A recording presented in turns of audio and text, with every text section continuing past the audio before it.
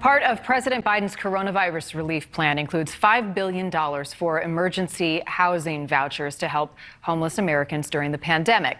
A recent report released by the Department of Housing and Urban Development, or HUD, shows homelessness in the country has been on a steady increase even before the pandemic began. NewsNation correspondent Janelle Fort is live for us in Los Angeles tonight, where tensions are high after city leaders forced people out of one of the city's largest homeless encampments. Good evening, Janelle.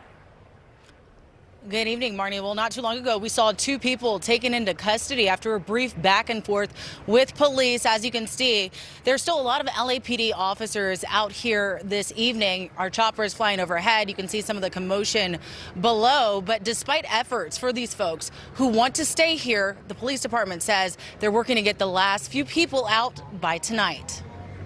Overnight clashes and daytime arrests outside of Echo Park in Los Angeles. Protesters and the LAPD going head-to-head at one of the city's largest homeless encampments after local leaders gave those who call the park home until the end of the day to pack up their things and leave. The pandemic hasn't even been lifted, and they're trying to evacuate people that have nothing anymore. Signs went up earlier this week. The city says it's clearing the park for much-needed renovations. They say the park's been plagued with drugs and crime.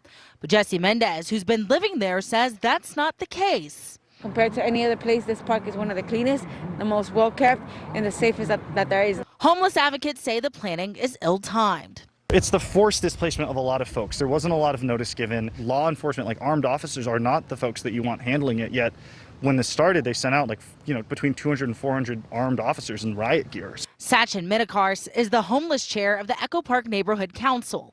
He says what's playing out reflects a larger issue in the U.S. We need a lot of affordable housing. From San Francisco to Austin to the nation's capital, new data released by the U.S. Department of Housing and Urban Development shows the housing crisis was already dire at the start of last year, then exacerbated even more by the COVID-19 pandemic. Despite a national eviction moratorium and money from pandemic relief bills, data shows rent debt is on the rise, and so is the number of people experiencing homelessness. At Echo Park, city leaders say they're giving temporary housing help to those being displaced. Yesterday evening and this morning, we have housed 161 individuals who've been experiencing homelessness at Echo Park Lake. But advocates urge it's time to implement policies for a more permanent fix. It's really engaging people with lived experience and people who are experiencing homelessness themselves currently in developing policy solutions and bringing them into the fold and giving them a seat at the table when determining these sorts of programs.